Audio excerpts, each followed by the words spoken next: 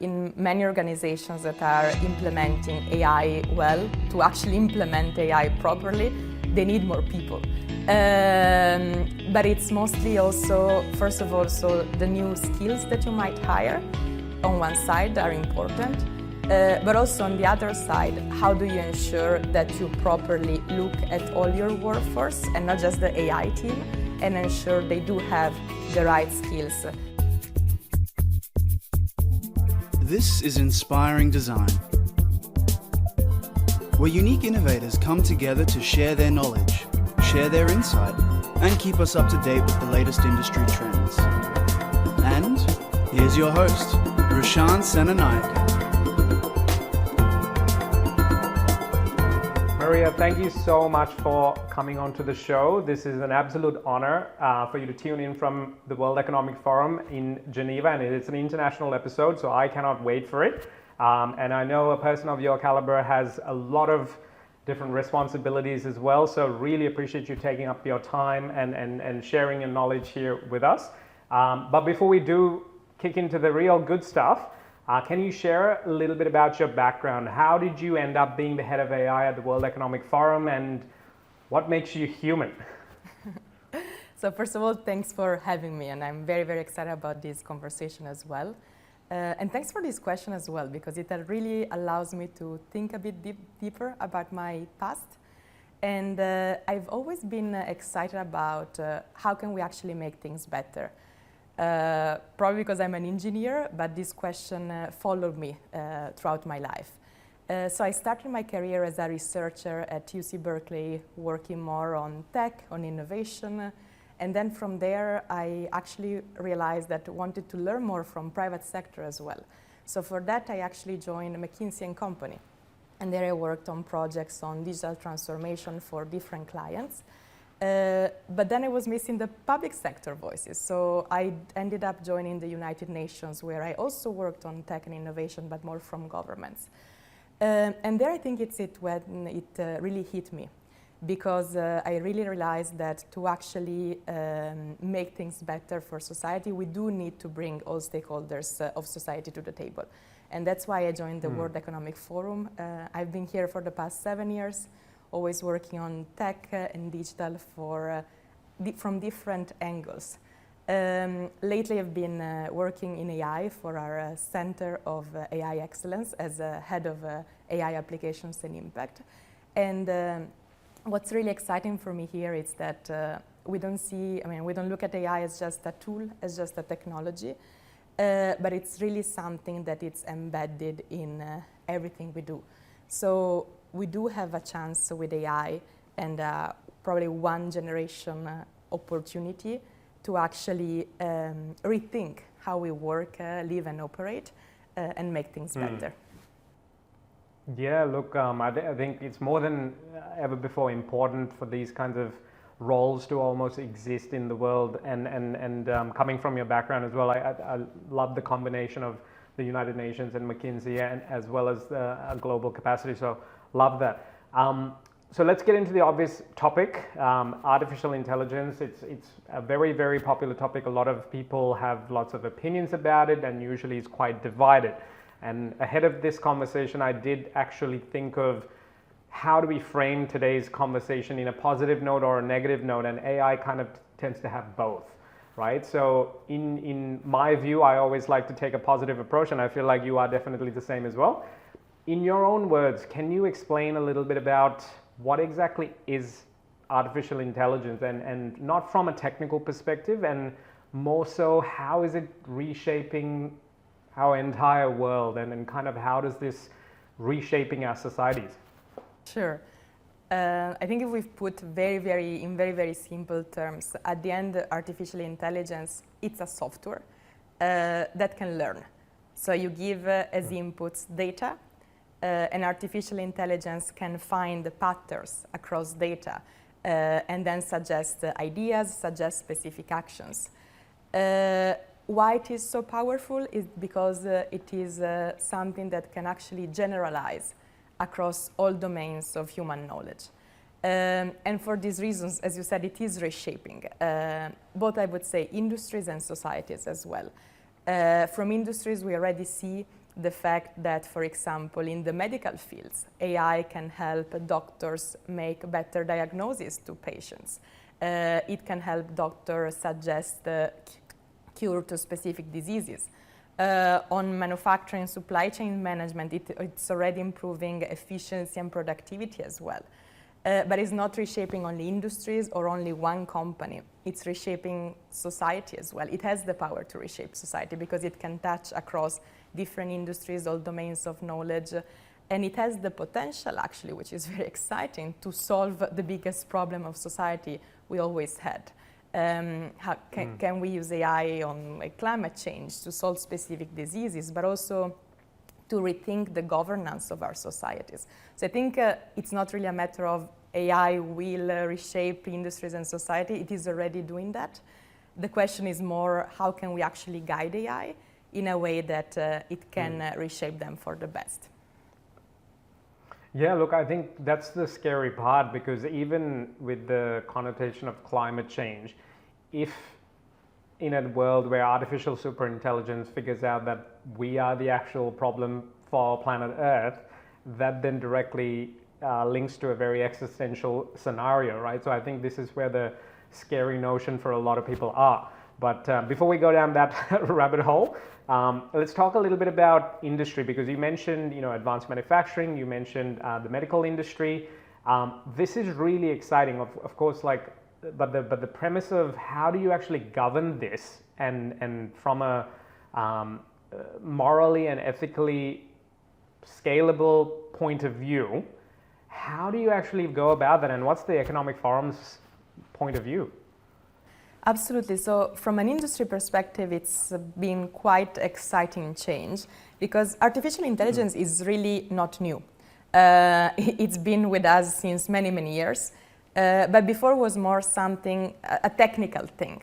And with the latest advent of generative AI and latest AI technology, AI became much more intuitive and accessible to everyone. From an industry perspective, I think adoption has been changed a lot, in the sense that in the past, artificial intelligence were mostly technical projects with use cases and specific pilots. And now companies are thinking more and more, how can we move from pilots to actual leveraging AI to transform our companies? So AI became more of a board discussion when there are huge investments, where there are new AI teams being created in companies. But this, as you said, requires also good governance from the industries, because it's not just about implementing a technology, it's not just about a tool. It's something that requires the transformation of the company to make the most impact out of it. So this means you have to bring the people on board, you have to bring the upskilling aspects on board, you have to rethink the governance processes, because with most of the existing governance processes, it's difficult to accelerate AI at a good speed in a way that it can help rethink the organizations. But on the other side, so you need to balance in organization also internal good governance and innovation as well. Yeah, I think that's where a lot of the organizations, and we're seeing the similar patterns here in Australia as well, that a lot of people are trying to understand how does that ROI look like, and most of the time businesses tend to see the immediate ROI with using less human capital, which is a scary world, because what if then a lot of human skills are redundant? Do you see this shifting in a positive manner across the world, or do you see more problems occurring on the back of this? What are your thoughts there? Yeah. Actually, well, we see that in many organizations that are implementing AI well, to actually implement AI properly, they need more people. But it's mostly also, first of all, so the new skills that you might hire on one side are important. But also on the other side, how do you ensure that you properly look at all your workforce and not just the AI team, and ensure they do have the right skills for thriving in this, let's say, AI age. So what are your upskilling programs, and how do you ensure it? What's interesting with AI is that not everyone needs to be an AI expert to use today's AI. It is quite intuitive, but of course, which can really unlock adoption in industries in a very different way compared to the past, in which AI was more technical, was difficult to interact with, you had to learn how to code. Now you don't need that. So it actually unlocks opportunities also for people that are more senior, but very much experts on specific fields. Because now with the current AI, they could really thrive and finding new solutions. But what you need to get there is actually ensuring that the workforce understands AI, the basics on how to use it, and then there is trust, which is oftentimes missing. So you need a comprehensive, I think, workforce plan as an organization versus just, okay, well, I need a specific AI team. And then resources have to work together. Yeah, that makes sense. And then one of the documents I absolutely love by the Economic Forum is the Future Jobs Report.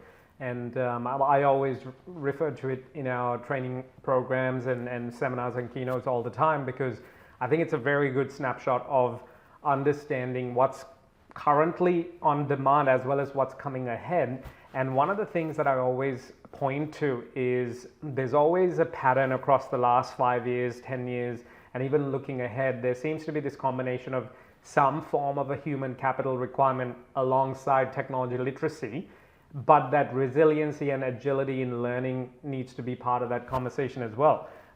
Is this what you're kind of seeing across the globe? 100%. What we see, and at the forum we are analyzing different data. On one side we have the Future of Jobs report, and then on the other side we are always hands-on looking at what are the most impactful AI projects that are building in companies. And for those impactful AI projects, how did they look at the workforce, and how did they look at the talent, and what were the critical enablers? And while of course literacy of AI and trust on AI, it's an essential layer, then some of the most important skills are actually the soft skills. It's curiosity, it's agility, and it's really willingness to learn, and keeping in mind that it's important to learn at every stage of life, because especially with AI, yes, of course, now we have generative AI, but there are so many evolutions of the AI technologies are moving so fast that even those experts of AI today need to keep in mind that they'll need to constantly keep learning for the future. So absolutely yes, to your point. I mean, at the end of the day, it's very different. We're recording this in September 2025. It's going to be very different in 6 months' time, and it was very different 6 months ago. So it's very, very scary, but also exciting depending on your mindset. So I think that connotation of an open mindset is more valuable than ever before. Shifting gears a little bit, I know recently the Economic Forum has developed a program called Minds. Yes. So what's that all about? For someone who's never heard of it before, what exactly is it? And I know it's doing some really cool things. Absolutely, and thanks for asking. So basically, what is happening today in the world is that companies and organizations are pouring billions into AI, but there are not as many AI projects creating a strong impact today within industries. So what we are doing with this program, which by the way, MIND stands for Meaningful, Intelligent, Novel and Deployable Solutions. What we're doing is really collecting applications of any single AI project that industries, any kind of industry from media to manufacturing to food, are actually implementing all over the world. And then we have an independent impact council that actually assess which are the most impactful ones for today, which are the ones that create and unlock real impact with AI, and what can others learn to also replicate those. And what's quite interesting, maybe just to give a few examples, is that they span, I think, impactful AI projects today span already across any kind of industry and any type of company size. Few that I can mention, one is, for example, a project by AMS, which is a technology company, and CATL, which is the largest battery maker in the world, that started to partner together to use AI to collect data both from processes but also from workers themselves, and help them really improve processes, which has led to scrap reduction in battery making by 50%. Then we saw another very interesting project by Ant Group that built an AI platform for healthcare, which helps actually doctors with the diagnosis, but also with curing specific diseases, making sure doctors have access to the latest research. And this is now adopted by about 300,000 doctors and supporting 40 million patients and still scaling. So this is just to give a snapshot. I can share more, but there are very interesting examples of impactful AI projects emerging. I think maybe some things in common is that they all require brilliant minds behind that continues to stay curious, as we were discussing before, adaptive, learn and test, even in environments in which can be not as straightforward, and also they require partnership between organizations. So is Minds international program? I'm assuming any country, any organization can be involved? So we look forward also to more applications from Australia and all the parts of the world, and any size of company, from SMEs to startups and governments as well. Yeah, for sure. And how do you measure that and qualify for such programs? Like, is there a certain set of criteria that you govern by? Just because then if people are looking to kind of aim for those goals, they can be aware of what to aim for. Absolutely. So we built we call it like impact framework, which we built with our community of 400 executives from across different industries, because the question was even, how do you define that an AI project is impactful? And so basically we built a triangle which looks at three dimensions. One, it's impact. And impact has different sub-dimensions. It has a economic component, an ROI, so business impact, efficiency, material savings, but also energy and sustainability component, which is very important to keep in mind by design as we develop AI, and also a workforce component. So what's the impact also that is creating for the workforce and improving also ways of working. And then there are two other parts that we look at. One, it's innovation. So how innovative is the solution? How are we seriously using latest AI technology, or is this something that we could also do, 30 years ago? And then we look at responsibility. Is it deployed in a responsible way and aligned with local regulations as well? Yeah, wow, that's really good, because I love the balance there of all the key components that we actually need to worry about as a society. And if there are leading programs like this, then it becomes almost the benchmark for people to aim for. So that's really good to hear. One of the interesting things that I've really seen, and it was mainly discussed in Wall Street from a online YouTube publications purposes, there's this concept of currently AI agents being potentially part of an organizational structure. So that's a world that no one has ever been before. And of course, immediately there's going to be people that are absolutely scared by it, rejecting the idea, versus people that are going to absolutely love that. What do you think? Do you think there'll be a world where AI agents are actually part of the organizational structure?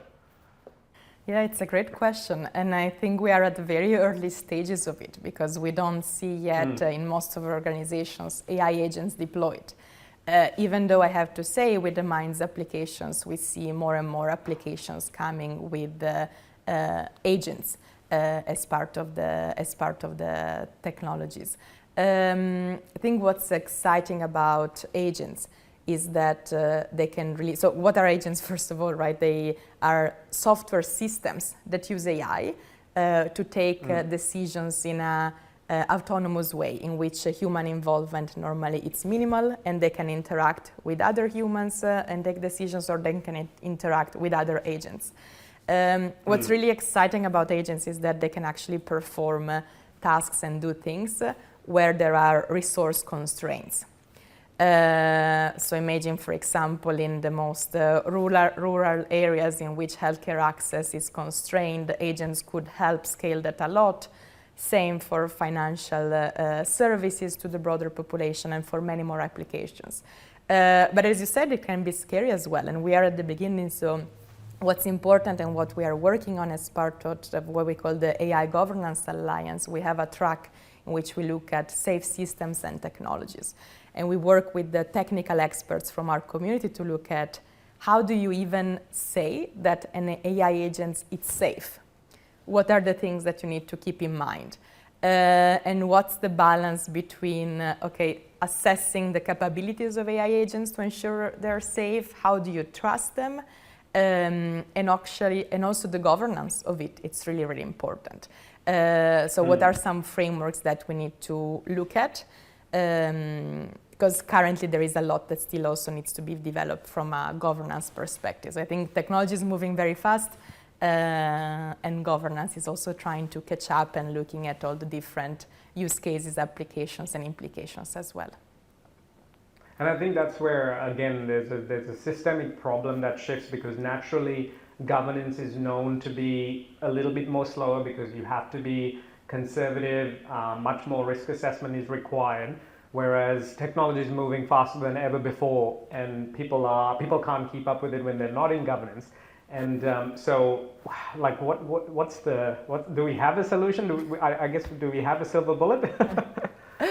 Not one silver bullet, but certainly the role of collaboration is critical there. Because again, technology is moving so fast, but there are a few experts that of course are pushing it forward that are not embedded in all other functions of society.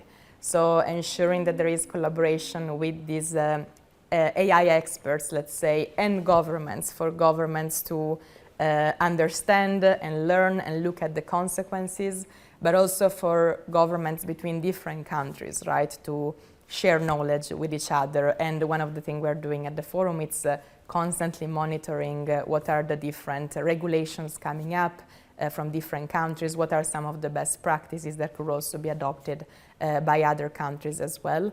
So I would say, long story short, there is probably not one silver bullet, but there is a constant, right, need for collaborations, and then there are a lot of bodies and councils as well that have formed to support governments in these efforts.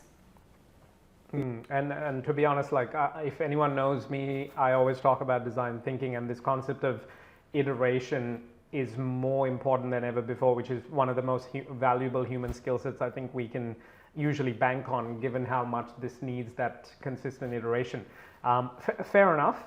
Look, if we were to look at the opportunities, we talked about some positivities, and one of the things that Australian government, I think I've started to witness, is they're very much starting to be mindful of which tools and companies are actually using data from certain countries, and trying to protect Australian citizens and their information.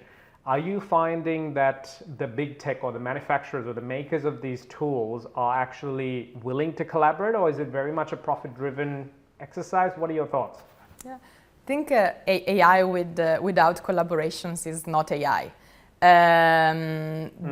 It's impossible to implement AI without proper collaboration between tech companies, between governments. As we said before, there needs to be interactions, but also between industries as well. And more we see that the most successful projects on AI are developed with partnerships between industries and tech companies, and sometimes academia and other organizations as well. So there is, I think, a huge need, but also desire to collaborate among different stakeholders. And you said before, from the government perspective, it's even more interesting to collaborate, not just, of course, with the tech experts, not just with industries to truly understand how AI is adopted, but also across governments, right? If we want to leverage AI to solve the big problems, then we need to work together. Yeah, fair enough. We do need to talk about, I think, the negative aspect of it. And in your view, or the forum's view, what are some of the most pressing risks you can see that, and I know, referring to one of the other documents as well, the Global Risk Report, it very much paints a very important picture that we need to be aware of. And one is, of course, this context of misinformation and disinformation in the short term. And in the long term, we have these huge climactic things that we can see happen. We can see the signs on the walls already. How do you see AI playing a role in this? And do you see, how does the energy component come into it? It's a bit of a question, and I'm not asking for a solution, just in terms of what's the viewpoint and what can we do about it from an everyday perspective almost? Yeah, absolutely. So as you said before, opportunities that are huge. AI could really enable solving the hardest problem humanity has ever had. But also we need to understand and prepare for the risks. Risks, as you said, risks are a few. As you said, there is miscommunication and misinformation that we already see today on social media. There is the point on safety, trust, and digital identity. There is the point on regulation that we briefly touched before. There is fragmentation still in regulation, and there are some gaps from regulation perspective. Then there is the point also on biases, right? Algorithms can have biases, and we already saw many cases of it. And also the risk that then AI is not accessible to all. So what can we do about it? First of all, be aware of what are the risks and keep mapping them, right? As the technology keeps evolving, keep mapping all the risks. But also, for example, what we're doing at the forum in the governance track, keep tracking where is regulation is heading, how to enforce collaborations between industries and governments as well, and also look at accessibility for everyone. AI can be a good opportunity to ensure it's a technology accessible to everyone, but how can it be for real, and how can we ensure AI is adopted also in a way that keeps the ethical principle of the different countries in order? Yeah, fair enough. So I guess that's where the sheer complexity of this new age looks like, because every country usually has their own protective instinct almost, and incentive for their country to do better and so forth. Are you seeing tension between countries in kind of trying to keep up with this AI race? Yeah. I think what's quite interesting is that now it's very popular to talk about AI sovereignty. The real thing is that if we look at the full value chain of AI, which is very complex, and it includes infrastructure, data centers, access to data, access to AI models, people and talent, research, development, and innovation. The value chain, the full value chain of AI, it's so huge, and that no country actually can achieve it alone. So what's interesting is that while some countries, for example, like US and China, are leading when it comes to AI model developments, when it comes to infrastructure, data centers, it's not that all countries need to lead on the same space, right? The value chain is huge, and now there is still a lot of focus upstream, but we think that the biggest impact will be at the end downstream, the value chain. And so countries with different capabilities, with different neighbors, with different needs, depending on their local ecosystems, can actually also be forward-looking and thinking more about the downstream value chain and the applications component as well. So there is space for all the countries. The question is how to achieve competitiveness for the specific countries based on the local context and needs, and how also to forge more strategic regional collaborations with other players as well to attract further investments where needed. Yeah, fair enough. And I think that's where the real exciting stuff can happen and unlock new innovations. And one of the things I'm eerily aware of, a little bit scared, but also very much excited about, is this new economy that's coming on board with potentially where agents can collaborate, and how let's say businesses can set these things up, and how industry collaborations start to look like. But for that to usually happen, cryptocurrencies is currently the only form of transactional benefit that can work. Do you see governance required in that space? Because isn't the whole value of cryptocurrencies a little bit tied to the fact that it is decentralized? Yeah, it's a mix, I think, as in most cases. Good governance around agents, for sure, it's important, essential, and is required. But again, it's important that governments understand the full ecosystems.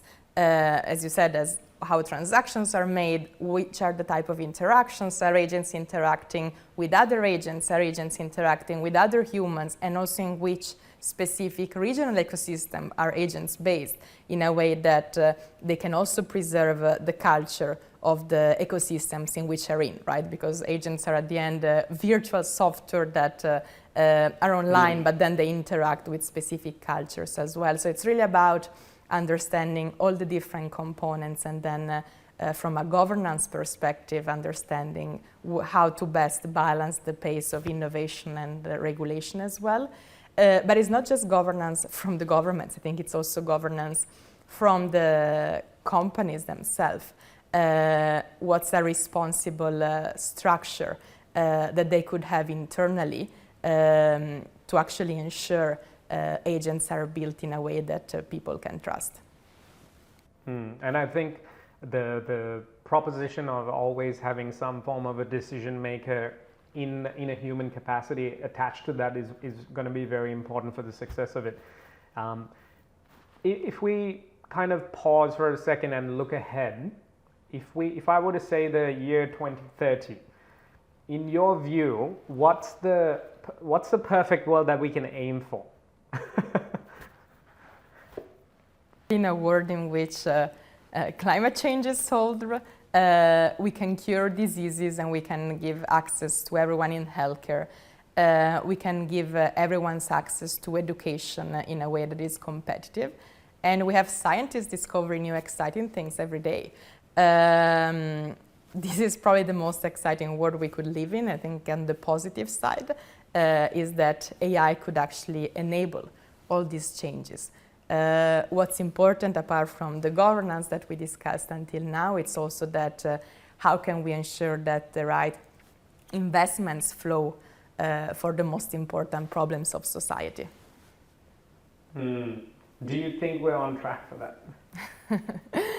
It's a good question. I think the current attention of AI investments, it's really, really fragmented. I think it would be very interesting to monitor where all the money flows are going.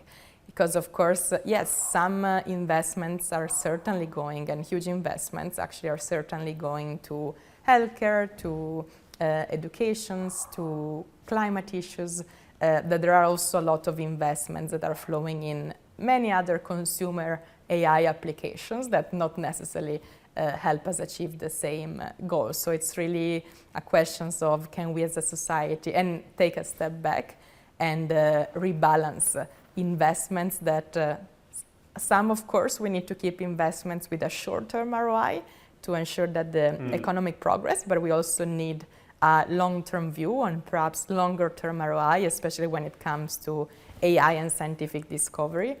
And that's why one of the work we're doing at the forum actually focuses on tech convergence and the long-term impact of technologies coming together and what AI for scientific discovery can do, because a very important part of it is also raising awareness of what are the opportunities and the long term also for investors and all stakeholders of society. For sure. And it's actually aligned with some of the work that we're doing here, where we're constantly looking at educating teachers with understanding how, for example, spatial computing, or a world of virtual reality, augmented reality, that's colliding with artificial intelligence. There's conversations about quantum computing joining forces with AI.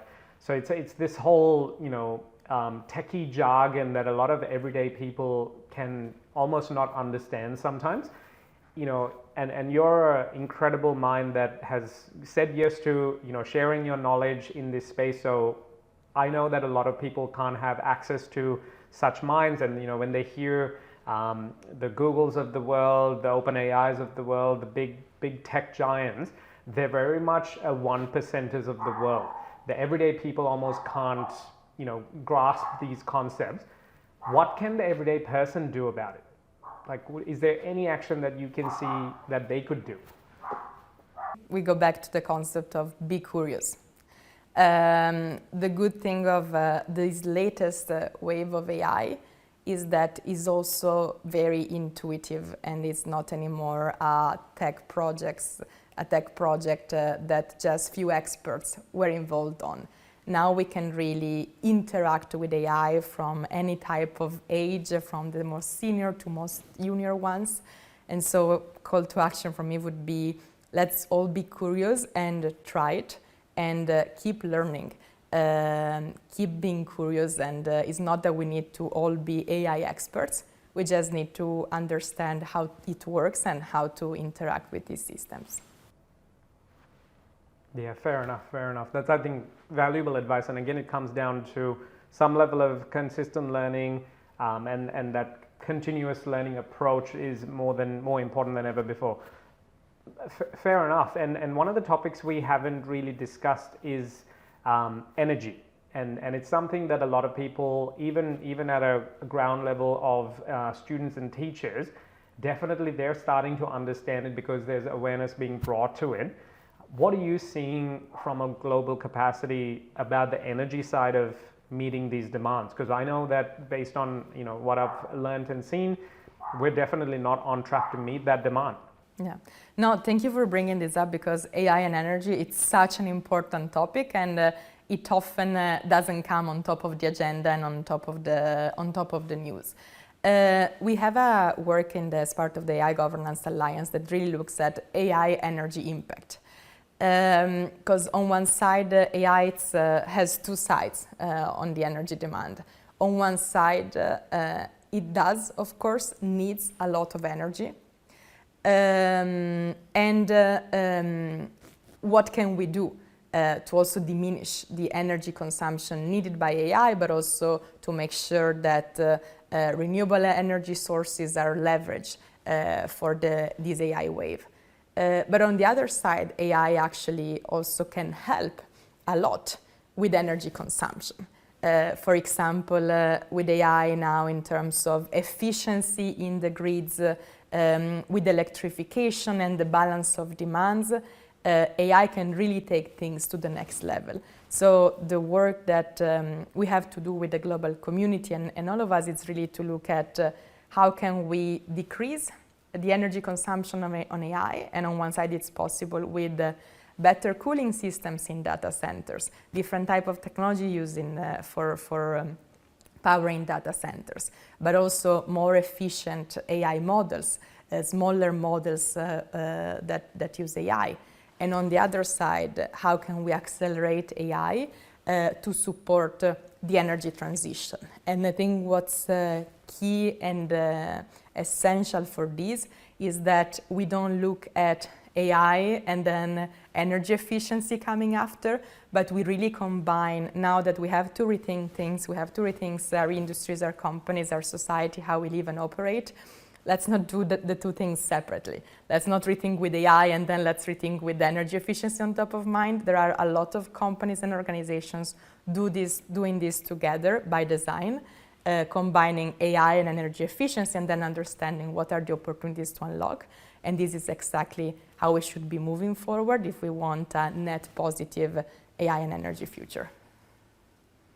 Do you think we could ask AI to solve the problem of energy for itself?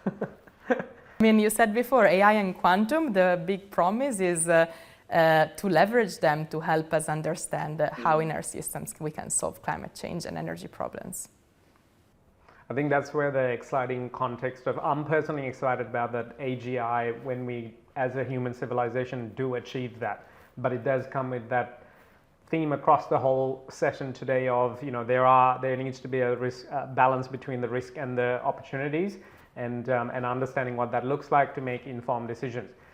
Fair enough. And look, think you've already shared so much, so I want to kind of end off on a few lighter notes. What are you personally most excited about for your future? Are you actually optimistic about the future of AI, and what are the applications that excite you the most?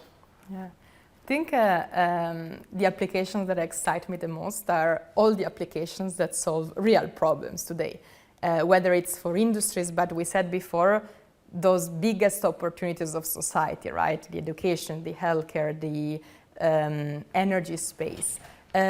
What's really exciting as well is that there are also some interesting, more niche AI applications that can solve real problems that before we couldn't solve. For example, leveraging AI for people with disabilities to better understand them and for them to be more enabled for society as well. So I think all the applications solving real problems for today extremely excite me. Love that. I love that. And this concept of, the word AI gets thrown quite a lot, and the word HI doesn't usually get used quite a bit. And I think, again, in the notion of what you just shared, the exciting part is the combination of AI and HI and how we actually use those things. So really, really enjoy that. Look, I usually end off my episodes with a little bit of advice for some of the groups of listeners as well, and a fun mystery question. And I actually haven't thought about the mystery question because there's a lot to unpack in this area. But before we get into that part, what's your advice for students? Because they're the ones who are going to be living in this world. They're the ones who are a little bit unknown, worried about it almost, and with these uncertainties of careers and whatnot. What's your advice for students listening in? Yeah, I would say don't be scared about AI, but be fully into it and be curious and try and test it. Also because you're very much needed in today's workforce and companies, because you're the one bringing the most interesting insights about how to use AI. With the younger people actually that work at the World Economic Forum, every day I learn something new, and you're really the ones bringing the highest value on how to rethink things and look at AI. So just keep being curious and trying things and bring energy in today's industries and society. Love it. And on that same notion, what are your thoughts for teachers, educators who have to guide these minds? I would say keep pushing them on being curious on AI, but not just AI. I think today's domain knowledge will become even more important, because the real differentiator of AI will not just be general AI, but are going to be specific algorithms that take the next level, because they are supported by humans with huge and deep domain knowledge. So let's continue deep diving on very strong domain knowledge for students. And of course, then as a mindset, curiosities and in parallel learning at a high level, at least about AI, remain important. Perfect. And the other side of the coin, industry listening in right now, they have a lot of worries on how they're supposed to evolve in this ever-evolving world. What's your advice for them? They take the courage to rethink things. We have a once-in-a-generation opportunity to rethink everything that is inefficient in our companies, in our organizations, and things how to make it better. It is challenging because it's not just a small project. It requires bringing different stakeholders in the company together and reimagining things and reinventing things. So it does need courage, but we need that courage to make our industries and companies better. Perfect. Well, look, thank you so much. And the mystery question that I'm going to throw at you is there, if you had a favorite book that you could recommend for the purpose of learning about AI, or that will be useful for the future in this world that we're headed into, what would that book be? Very, very good question. I would say for AI, I would not have really one book, but it's more about create your ecosystems to constantly learn. Of course, there are a lot of good books about AI, but also maybe it's good to try to read all the essays that tech companies publish on the website. It's good to follow good podcasts. It's good to follow the good newsletters. So create your ecosystem, and what's interesting is that current AI chatbots can also help you understand and track what are the news and latest learnings on AI that we have today. And then in terms of books, I would say don't just read books about AI.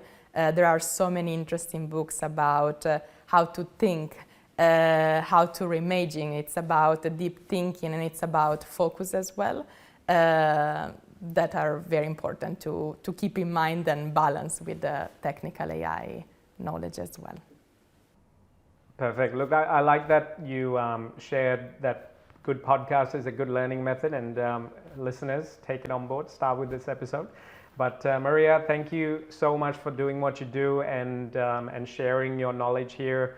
It's a very exciting time, but also can be concerning. So I hope as a society we can navigate things together. And I think that's been the theme across your entire message is good collaboration can lead to a better society. So I really love that. So thank you so much for giving up your time, and hope the listeners gain as much value as I have from this episode. So thank you so much. Thanks so much to you. Thank you. That's it for today's episode. Now it's time to take action and build on the learnings to get inspired. First up, jump onto rashansenanayake.com/podcast and check out the show notes, links, and other relevant learning materials from this amazing episode. Next, if you learned something new today, click that subscribe button and set yourself up to receive live notifications on future episodes, as well as more opportunities to learn from our amazing guests, brands, and speakers. Last but not least, it's time to have your say. Join the conversation and share your thoughts and feedback on today's episode with a review, all while joining many others with a 5-star rating for Inspiring Design with Rashan Senanayake. Till next time.